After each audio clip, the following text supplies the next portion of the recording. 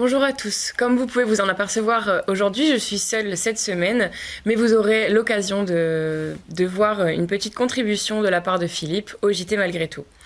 Donc aujourd'hui dans notre JT, vous découvrirez les informations de Neux-les-Mines, les informations régionales. Nous ferons ensuite un petit tour du côté des châteaux de la Loire avec Philippe. Je vous parlerai de la dépression à ma façon. Nous ferons le tirage au sort de la semaine précédente. Vous aurez des nouvelles du RC Lens et du LOSC. Et pour terminer, nous finirons avec la météo de Flo. Je vous rappelle notre jeu, je vais glisser un mot mystère au cours du JT et vous devrez le trouver et l'envoyer à Philippe afin de pouvoir participer au tirage au sort qui vous permettra de remporter le prochain lot. Donc du côté de Neux-les-Mines cette semaine, très belle initiative à souligner. En effet, la ville innove pour aider les entreprises. Après la création de 100 places de parking en centre-ville et le lancement d'une plateforme gratuite de commerce en ligne, Neux-les-Mines offre aux artisans, entrepreneurs et commerçants locaux une carte QR code pour faciliter leur démarche et renforcer les liens. Toujours concernant notre ville, je me permets de vous rappeler que c'est le moment pour vous inscrire sur les listes électorales. Vous vous rappelez sûrement des lettres adressées à un soldat britannique par ses parents, retrouvées sous un plancher il y a quelques jours. Eh bien, sachez que des traces de ce fameux William Swift ont été retrouvées grâce à 2 professeurs de lycée, dont un enseignant d'anglais, qui a traduit les lettres.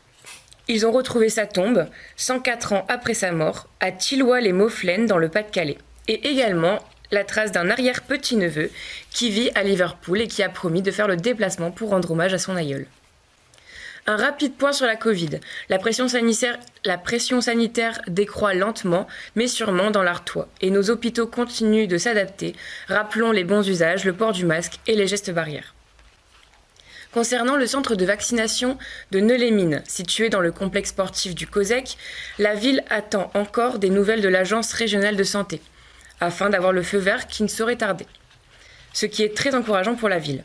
Et concernant les centres de vaccination régionaux, ils ont ouvert depuis ce lundi des créneaux horaires nocturnes jusqu'à 22h avec ou sans rendez-vous. Donc passons maintenant aux infos régionales.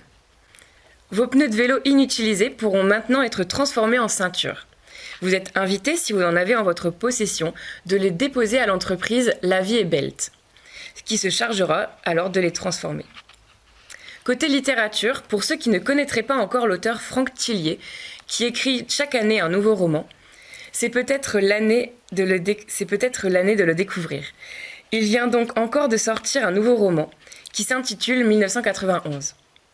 Son livre est un thriller politique, donc, qui promet beaucoup de suspense et probablement quelques rebondissements. Pourquoi pas un livre à lire cet été sur la terrasse, sur le balcon, dans le jardin ou sur les plages. Il s'agit là d'une enquête de police, la toute première d'un des personnages créés par l'auteur. Et en parlant d'enquête, on en vient à un sujet beaucoup plus triste, qui est la découverte de la mort de 2 personnes à Fouquier-les-Lances, rue de Mulhouse. Il s'agissait d'un homme de 56 ans et d'une femme de 65 ans, tous 2 frères et sœurs. Ayant été retrouvés morts de faim et de soif, l'enquête a été rapidement clôturée. Une autre terrible nouvelle, cette fois datant de quelques mois déjà, l'annonce de l'usine de Douvrin concernant la délocalisation de l'un de leurs moteurs crée toujours des protestations. Ils étaient 800 manifestants en avril dernier à dénoncer cette décision qui menace une fois de plus la fermeture d'une usine régionale, détruisant encore des centaines d'emplois. Près de 150 manifestants se sont donc encore retrouvés jeudi 6 mai dernier afin de protester, malgré la ferme décision de PSA qui transmet à ses employés le conseil de se reconvertir. Par l'annonce de cette nouvelle, je souhaite féliciter le travail acharné des ouvriers de cette usine, qui bien souvent y travaillent depuis de nombreuses années. J'espère que leur situation ne se précarisera pas plus qu'elle ne l'est peut-être déjà, et que toutes les possibilités pour sauver l'entreprise, ou du moins les employés, seront envisagées. C'était en cette rue calme de Bruay, où résident de nombreux retraités, que le corps d'un homme sans vie a été découvert. Lundi 3 mai, aux alentours de 12h30. Il avait été d'abord trouvé inconscient en plein soleil, puis tenté d'être réanimé et soigné par les pompiers. Mais cela n'a pas suffi. Il était trop tard pour cet homme, dont les causes de la mort restent encore mystérieuses. À côté de cela, une nouvelle rassurante cette fois. En effet, l'auteur des appels téléphoniques anonymes à Lens dans les écoles, celui-là même qui menaçait 5 établissements différents de la ville, a été identifié et intercepté, ce qui a permis aux établissements de lever le protocole d'alerte attentat. Une nouvelle qui peut prêter à sourire maintenant, vous l'avez peut-être vous-même découvert dans vos fils d'actualité, sur Internet ou dans vos journaux. Dans la ville de Hams, une baignoire remplie d'eau a pris feu dans une maison du centre-ville. Heureusement, ce n'est qu'un incident mineur, dû à l'action des locataires qui avaient plongé une résistance dans la baignoire pour en chauffer l'eau. On rappelle bien évidemment qu'électricité et eau ne font pas bon ménage et qu'il est impératif de prendre toutes les précautions nécessaires lorsqu'on se chouquette près d'un point d'eau. Maintenant, une nouvelle inquiétante mais aidante à la fois. En effet, 60 communes du Nord et 22 du Pas-de-Calais ont été reconnues en état de catastrophe naturelle à cause de la sécheresse et de la réhydratation des sols qui avaient entraîné des mouvements de terrain en 2020. Cela implique que ces terres sont grandement détériorées, mais cela implique également pour les habitants sinistrés des changements au niveau assurance. Donc il leur est conseillé de s'en rapprocher. Pour terminer, une bonne nouvelle pour cet été, l'entreprise Carter Cash recrute pour ses ateliers et magasins de la région pour la saison estivale. Ça en est maintenant terminé des infos régionales. Nous allons donc faire un petit tour du côté des châteaux de la Loire grâce aux images que nous a transmis Philippe. Et l'on se retrouve juste après pour notre dossier psycho concernant la dépression et pour le tirage au sort.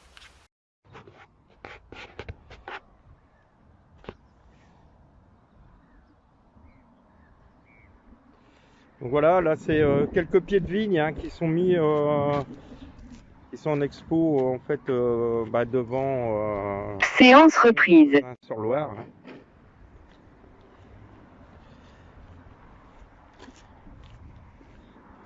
Séance en pause. Voilà. Donc je vais me diriger maintenant vers la Loire. Séance reprise.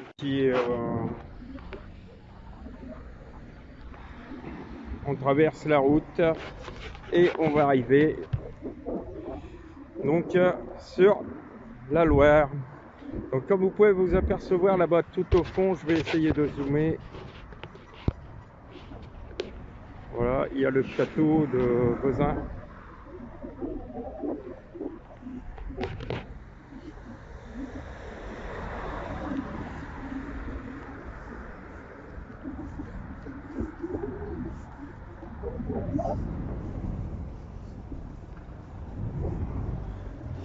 Et nous voici donc devant la Loire.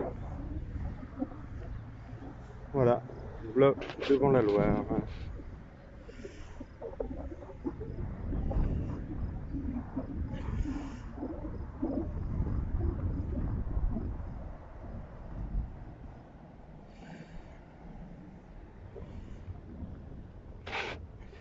Voilà, donc nous on va continuer notre petit parcours à vélo. Séance en pause. Et je vous ferai découvrir quelques images d'un château tout à l'heure.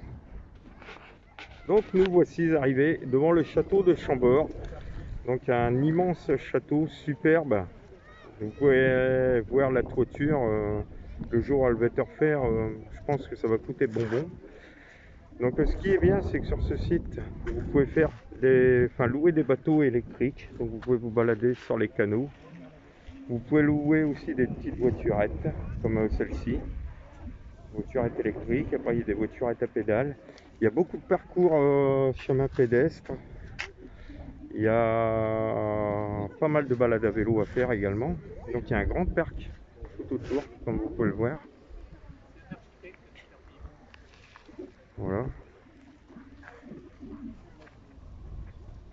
Donc là, bien sûr, le temps il est pas top puisqu'il pleut un petit peu. Mais voilà, donc on va s'approcher un petit peu du château. Donc voilà, on reprend. Là, on est un petit peu sur le côté donc du château, le château de Chambord. Et vous voyez, là, ici, vous avez une petite place avec voilà, tous des commerces où vous pouvez vous restaurer, etc.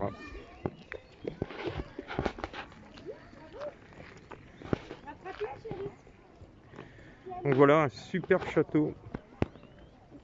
Franchement, ça vaut le coup. Alors, et voilà le parc à petites voiturettes que vous pouvez voir en face. On va arrêter là les vidéos pour l'instant. On va en garder un petit peu pour la semaine prochaine.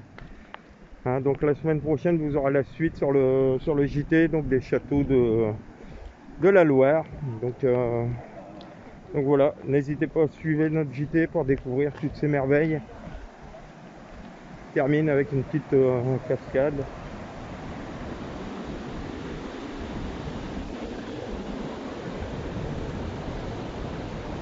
Voilà, et sur la droite, dans le fond, donc vous retrouvez le château.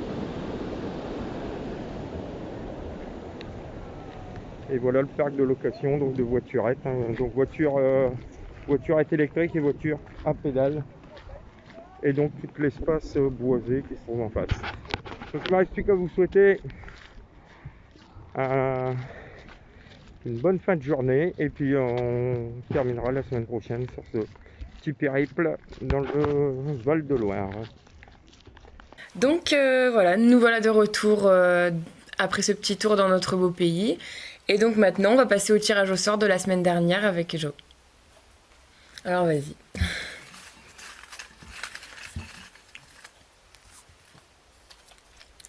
Corinne. Ok, Corinne. Donc Corinne, ben écoute, T'as gagné la crêpière. on t'attend. Voilà, t'as gagné la crêpière, effectivement. Ça, j'ai oublié de le rappeler tout à l'heure. Merci beaucoup. Allez, à l'histoire. Et donc voilà, maintenant nous allons passer à notre dossier, donc concernant la dépression. Donc nous allons aborder ensemble le sujet de la dépression. Je dis ensemble car je veux que ce ne soit pas qu'un simple dossier, mais une porte ouverte à la discussion entre nous, membres du groupe de solidarité, et tous ceux qui veulent nous rejoindre. Je vais commencer par définir de quoi il s'agit. À tous, il peut nous arriver d'avoir des baisses de morale, des coups de fatigue, de se dire qu'on n'arrivera à rien et que tout ce que l'on fait ne sert à rien. Mais rapidement, cela s'en va et cela va mieux dans notre vie. Ce qui n'est pas le cas des personnes souffrant de dépression, ce qui peut doucement les amener vers le suicide. Je dis bien souffrant car c'est une maladie affectant énormément le quotidien de ceux qui en souffrent. C'est un trouble mental qui va se caractériser notamment par une grande tristesse, un sentiment de désespoir, ou une perte de motivation et de faculté de décision, une diminution du sentiment de plaisir, des troubles alimentaires et du sommeil, des pensées morbides et l'impression de ne pas avoir de valeur en tant qu'individu. Bien souvent, la dépression peut d'ailleurs faire suite à une période d'anxiété, c'est-à-dire une forte nervosité, des tensions musculaires, des incapacités de dormir, une peur d'agir, des questionnements incessants qui vont revenir comme des films que l'on se passerait en boucle dans notre tête et que l'on essaierait de transformer sans arrêt. Cet état anxieux perdure bien souvent pendant la dépression et accentue encore plus la souffrance des personnes dépressives. Il est d'ailleurs très rare qu'une personne ne souffre que uniquement de dépression. Elle cumule généralement plusieurs troubles et c'est difficile de s'en sortir à cause de cela. Néanmoins, grâce à toutes les découvertes qui ne cessent d'être faites dans ce domaine, l'espoir de guérison doit absolument être évoqué. Quel que soit le désespoir dans lequel on se trouve, il est possible d'en guérir. La dépression atteint plusieurs parties du cerveau, qui peuvent grandement diminuer les aptitudes intellectuelles de la personne, jusqu'à par exemple la faire parler au ralenti, et la faire passer pour plus bête qu'elle ne l'est, ce qui va ajouter de la difficulté lors de la prise en charge et peut l'éloigner de ses proches. L'état dépressif peut être accentué par des facteurs externes, par exemple le stress ou la luminosité. C'est pour cela que certaines personnes souffrent de dépression saisonnière en hiver. Ou des facteurs internes comme le niveau de thyroïde ou l'état du système nerveux, dû par exemple à une carence en oméga 3. C'est d'ailleurs souvent le cas des mères après l'accouchement qui déclenche un baby blues. La dépression peut être enclenchée à cause d'une vision du monde biaisée, où l'on se répète un tas d'idées faussement négatives sur le monde qui nous entoure ou sur nous-mêmes. Cette vision particulière peut provenir d'un problème particulier, par exemple un harcèlement ou un gros problème au boulot, ou alors elle peut être ancrée directement dans la personnalité de la personne. Une personne qui a été éduquée sans être valorisée, qui aura tendance à penser qu'elle est nulle, ou sur laquelle on hurlait tout le temps dessus, ou qu'on faisait passer toujours après son frère, tout cela n'aide pas pour avoir de l'emprise sur les événements du quotidien. Elle développe comme un robinet à idées noires qui ne s'arrête pas de couler. L'impact neurologique de cette façon de penser limite leur capacité d'action et elles se retrouvent bien souvent dans un cercle vicieux qui les amène de plus en plus vers la chute. À partir d'un certain moment, quels que soient les coups de pied aux fesses qu'elles voudraient s'infliger ou que leurs proches leur infligent, ce ne sont que des coups de pied de plus dans la figure qui les culpabilisent et qui les culpabilisent encore plus de leur inactivité et qui va renforcer leur dépression. Bon, maintenant, que peut-on faire ? On a pu constater précédemment que plusieurs choses pouvaient accentuer l'état dépressif. C'est donc sur ces choses-là qu'il va falloir tenter d'agir. On sait par exemple que la luminothérapie peut aider à gérer la fatigue. L'idée est de gérer la mélatonine présente dans le corps, puisqu'en hiver, la luminosité baisse et l'on est plus enclin à la fatigue et au sommeil. Pour l'autoflagellation des personnes dépressives, il y a des techniques rapides avec effet immédiat. Par exemple, la méditation de pleine conscience, la cohérence cardiaque, la thérapie d'acceptation et d'engagement, l'activité physique, etc. Je vous posterai quelques précisions si cela vous intéresse. On peut avoir également recours aux antidépresseurs gérés avec l'aide d'un psychiatre qui vont agir sur l'activité de la sérotonine, qu'on appelle aussi l'hormone du bonheur. Néanmoins, ce genre de médicaments ne sont là que pour aller mieux afin de pouvoir travailler avec l'aide d'un psychologue sur ce qui ne va pas. Ils doivent idéalement être stoppés entre 6 mois et 1 an. Il va falloir travailler sur la vision biaisée du monde qui a préparé le terrain pour la dépression, afin qu'il n'y ait pas de rechute et que l'on guérisse. C'est évidemment un travail de longue haleine qui demande beaucoup de courage. Mais comme j'aime répéter pour ceux qui doutent de leur capacité, le courage c'est d'avoir peur, mais d'y aller quand même. Grâce aux thérapies cognitivo-comportementales par exemple, qui vont essayer de rendre la vision du monde plus réaliste. L'idée n'est pas forcément de se forcer à penser positif, mais à déconstruire les distorsions de la réalité qui nous font souffrir. Il y a également les méthodes psychodynamiques qui consistent en une approche d'introspection visant à résoudre les conflits intrapsychiques inconscients du patient qui tirent son origine de la psychanalyse. Il y a différentes méthodes qui dépendent des spécialités de chaque psychologue. Et cela peut être l'une des difficultés pour la guérison, c'est-à-dire de trouver le bon psy. Celui dont la méthode nous convient et nous convainc le mieux. Au niveau personnel, ou si on a des proches qui souffrent de dépression, on peut essayer de passer par l'activation comportementale, en lui permettant d'équilibrer les activités qui lui font du bien et les activités utiles, afin non seulement de procurer du plaisir, mais également de lui faire se sentir utile pour renforcer l'estime qu'il a de lui-même. Cela peut passer par lister de ces 2 types d'activités et organiser une journée en fonction de cet équilibre par exemple. Il y a également des thérapies interpersonnelles qui sont très efficaces, puisqu'elles visent à rétablir les relations que l'on peut avoir avec ses proches. Et comme je dis souvent, l'amour est un besoin biologique et peut être le meilleur des remèdes. C'est un sujet très vaste qui, je l'espère, vous aura intéressé, car pour moi il est important. Sachez qu'il y a de fortes chances de rémission, mais que les taux de rechute sont également importants.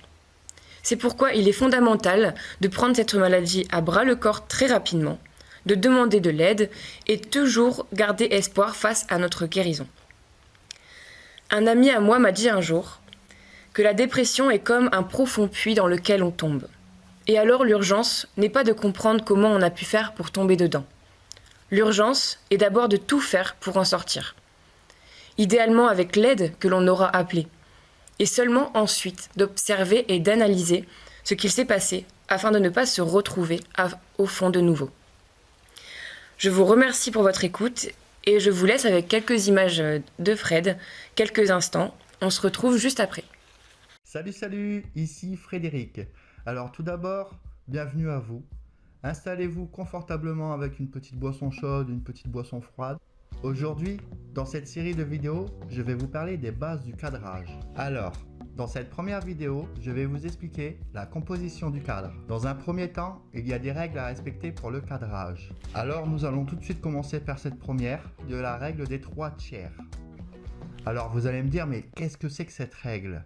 Ne vous inquiétez pas, je vais vous l'expliquer. La règle la plus importante et à avoir toujours en tête est celle des 3 tiers, qui dérive de la règle du nombre d'or. Cette règle, connue depuis la nuit des temps en peinture comme en architecture, détermine les proportions idéales à toute création. Elle permet de rendre les images plus harmonieuses. Sans rentrer dans les détails mathématiques que vous trouverez aisément sur Wikipédia, sachez simplement que la règle des 3/4 est une simplification de la règle du nombre d'or. On trace des lignes qui partagent l'image en 3 parties horizontales et 3 parties verticales. On appelle ça des lignes de force ou des lignes de tiers, sur lesquelles on placera de préférence les sujets intéressants de l'image. En effet, si le sujet est placé plein centre, cela va créer une symétrie trop marquée, monotone et peu intéressante. En plaçant le sujet de façon décentrée sur une de ces lignes, on crée un certain dynamisme dans l'image. C'est ce qui la rend plus harmonieuse pour l'œil humain et renforce son esthétisme.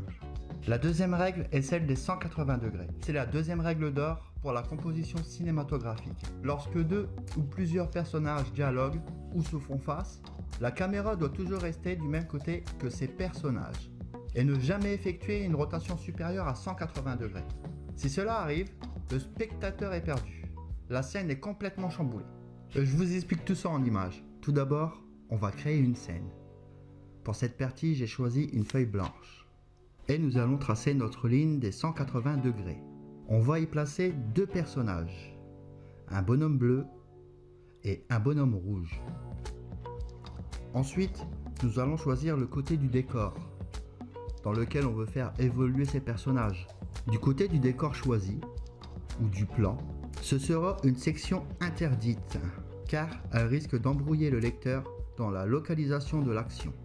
De l'autre côté de la ligne des 180 degrés, on va pouvoir commencer à y placer les caméras. On va placer la première caméra, vue 1, ou premier champ, et on va placer la deuxième caméra, vue 2, on va l'appeler ce coup-ci contre-champ. Dans cet exemple, on va tout de suite passer à ce qu'il ne faut pas faire. Dans un premier temps, nous allons filmer avec la vue 1, ou le premier champ, nos 2 personnages, et ensuite nous allons créer un contre-champ à plus de 180 degrés. La vue 2, le contre-champ, la deuxième caméra, va totalement passer la ligne des 180 degrés. Et le personnage précédemment regardé à droite, regarde maintenant à gauche. Et ça nous embrouille totalement. Tout en respectant cette règle des 180 degrés, on peut ensuite appliquer le principe du champ contre champ pour les scènes de dialogue. Alors dans cette vue 1, vous voyez le personnage en bleu, vous voyez le personnage en rouge. Ils sont bien placés. Dans un bon champ, quand on applique le contre-champ, nous voyons le personnage bleu toujours à sa gauche et le personnage rouge toujours à sa droite. Et ça nous invite tout simplement à une bonne lecture de l'action. C'est une suite logique qui ne peut pas être dissociée de la règle des 180 degrés. Là, pour vous expliquer cet intérêt, je vais positionner les caméras différemment. Nous allons toujours partir sur la vue 1, ou le premier champ, qu'on place au même endroit. Et ce coup-ci, la deuxième caméra, on va la placer au centre. Mais il faut qu'elle respecte un angle d'au moins 30 degrés. Pourquoi cette règle? C'est tout simple. 2 plans successifs ne doivent pas être tournés sans que la caméra ne se déplace d'au moins 30 degrés. Sinon, les plans seront visuellement très proches. Ils se ressembleront beaucoup et l'œil humain interprétera ceci comme un seul plan dont les images ont sauté à cause d'un problème technique. Ça sera très désagréable. Ça à éviter donc. Nous avons vu ensemble la règle des 3/4, la règle des 180 degrés, suivie de la règle des 30 degrés. Voyons ensemble maintenant la règle des bords perdus. Il faut toujours se laisser une marge sur le bord de l'image pour placer le personnage ou les objets importants. En effet, non seulement c'est plus harmonieux, mais surtout certains écrans ont la fâcheuse tendance à renier l'image. Votre sujet risque alors d'être coupé. Cela arrive souvent quand la vidéo est au format cinémascope. C'est le format 2.35 utilisé au cinéma. Vous voyez les bandes noires qui masquent les parties inférieures et supérieures du cadre? Et ben voilà. C'est ça le format cinémascope. Maintenant que nous avons parlé des bords perdus, nous allons passer au dernier point de cette vidéo. Et nous allons parler du regard. Il est toujours préférable de laisser de l'espace dans le sens du regard ou du mouvement, plutôt que derrière. L'image sera plus harmonieuse. En règle générale, la plupart du temps, on applique ce 5e point. Dans tous les films ou les séries que vous allez voir ou les vidéos que vous regarderez, ça se passera toujours comme ça. Mais il y a des exceptions. Ces exceptions sont les suivantes. Par moment, l'action se situe derrière le personnage. Un accident, une explosion ou le tueur qui arrive derrière le personnage. C'est dans ce cas précis qu'on peut laisser de l'espace derrière le personnage pour visualiser l'action. Voilà, nous sommes arrivés à la fin de cette vidéo, la composition des cadres, et je vous invite à visionner la suivante. Passons maintenant aux résultats de notre derby régional. Je me dois de vous raconter l'histoire d'une défaite, celle de Lens face à Lille. Terrible désillusion qui commence par un but dès la 4e minute de Yilmaz, suite à un pénalty qui fera largement débat. Malgré cela, les Lensois ne sont pas laissés abattre et ont tenté l'impossible avec un très bel engagement, une possession et une offensive importante. Malheureusement, c'est le joueur Michelin qui fera basculer le match avec une faute à la 29e minute, suivie d'un carton jaune, puis à la 35e, ce qui entraînera un carton rouge et l'exclusion du joueur. Il est certain que la tournure du match aurait pu être tout autre sans cela.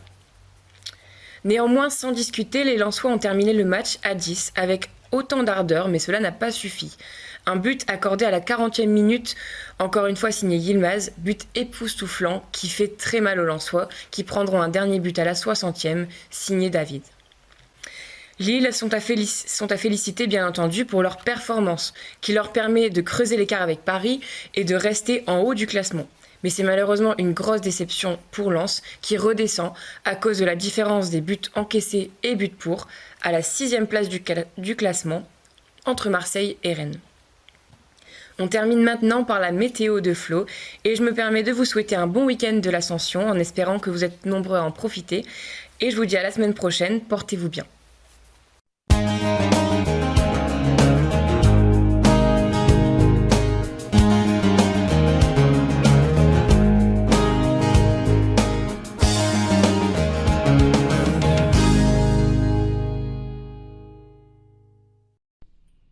Mesdames, Messieurs, bonjour. Comme vous avez pu le constater, cette semaine fut une semaine très moyenne au niveau du temps. Effectivement, nous avons eu pas mal de nuages, pas mal de pluie et très peu de soleil. Vous n'avez pas pu faire bronzette sur votre terrasse, ou alors vous n'avez pas pu aller à la mer, malheureusement. Et oui, effectivement, à ceci, les températures n'ont pas été très chaudes pour la saison, vu que nous avons eu une moyenne de 14 à 18 degrés. Pour ce samedi, vous avez pu également vous apercevoir d'un temps très maussade. Vous avez eu pas mal de nuages avec quelques gouttes, et les températures n'ont pas été à la fête non plus. Pour ce dimanche, le temps s'annonce très incertain. Effectivement, ce dimanche, nous aurons pas mal de nuages avec quelques gouttes et de timides éclaircies. La seule bonne nouvelle que je peux vous annoncer, si c'est une bonne nouvelle, ce seraient les températures qui seraient comprises entre 17 et 18 degrés ce dimanche. Pour la semaine prochaine, malheureusement, ne sortez pas les barbecues, ne faites pas de terrasse chez vous, enfin ne faites pas de barbecue sur la terrasse, ne faites pas bronzette, vu que les premières prévisions s'orienteraient vers un temps très pourri.